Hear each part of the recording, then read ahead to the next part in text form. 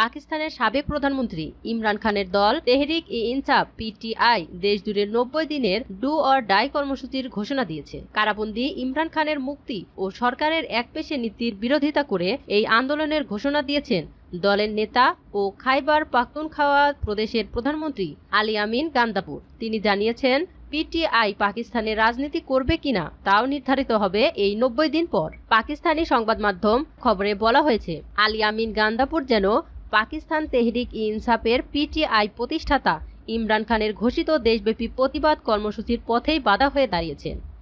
ইমরান খানের কারাবন্দিত্বের ২ বছর পূর্তিতে ৫ই আগস্ট যে চূড়ান্ত আন্দোলনের কথা ছিল, তার পরিকল্পনাতে বিভ্রান্তি তৈরি হয়েছে গান্দাপুরের বক্তব্যে। গত রোববার এক সংবাদ সম্মেলনে পিটিআই নেতারা যখন আন্দোলনের রূপরেখা তুলে ধরবেন বলে আশা করা হচ্ছিল, ঠিক তখনই গান্দাপুর জানান তিনি সরকারের ওপর চূড়ান্ত চাপ সৃষ্টির জন্য ৯০ দিনের এক নতুন সময়সীমা ঠিক করেছেন। তার এই ঘোষণা উপস্থিত নেতাদের মাঝেও বিস্ময় ছড়ায়। লাহোরে ইমরান খান ও তার স্ত্রী বিবি বুশরার মুক্তির দাবিতে শুরু হওয়া আন্দোলনের সূচনা উপলক্ষে পিটিআই নেতারা যখন একত্র হয়েছিলেন, তখন মুখ্যমন্ত্রী গান্দাপুর বলেন, এই ৯০ দিনের কাউন্টডাউন ইতিমধ্যেই শুরু হয়ে গেছে।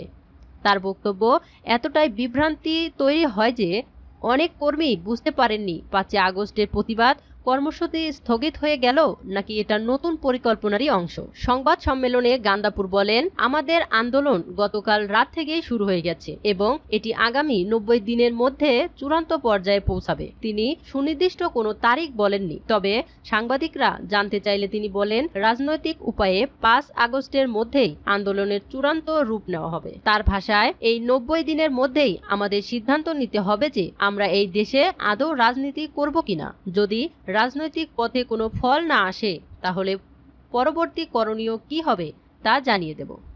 তিনি আরো বলেন, আমরা এখন ডু অর ডাই অবস্থায় এসেছি।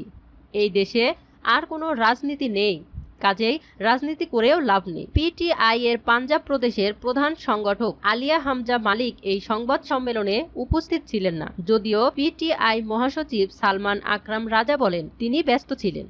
তবে এর জবাবে এক টুইটে আলিয়া বলেন, আমি নিজেই জানি না গত ২ দিন কোথায় ব্যস্ত ছিলাম। তিনি ক্ষোভ প্রকাশ করে লেখেন, ইমরান খানের মুক্তির জন্য কি কৌশল ঘোষণা করা হলো, কোথা থেকে কিভাবে এই আন্দোলন শুরু হবে, ৫ আগস্টের পরিকল্পনাকে কে পাল্টে ৯০ দিনের কথা বলল। অনেক কর্মী মনে করছেন এভাবে তারা যেন ৫ আগস্টের কর্মসূচি থেকে অব্যাহতি পেয়ে গেছেন।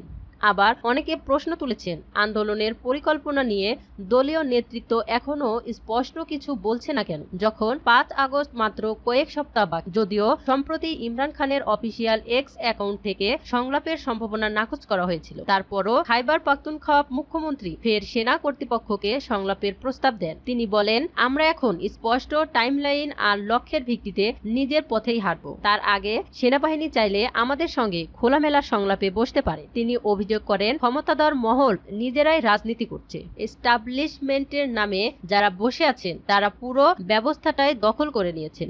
তারা চাইলে নিজেদের পছন্দের পুতুল রাজনীতিকরদের পাশে বসিয়ে দিতে পারেন, কিন্তু আমাদের আর সময় নষ্ট করে তাদের সঙ্গে বসার ইচ্ছে নেই, কারণ ক্ষমতা তো তাদের হাতে নেই।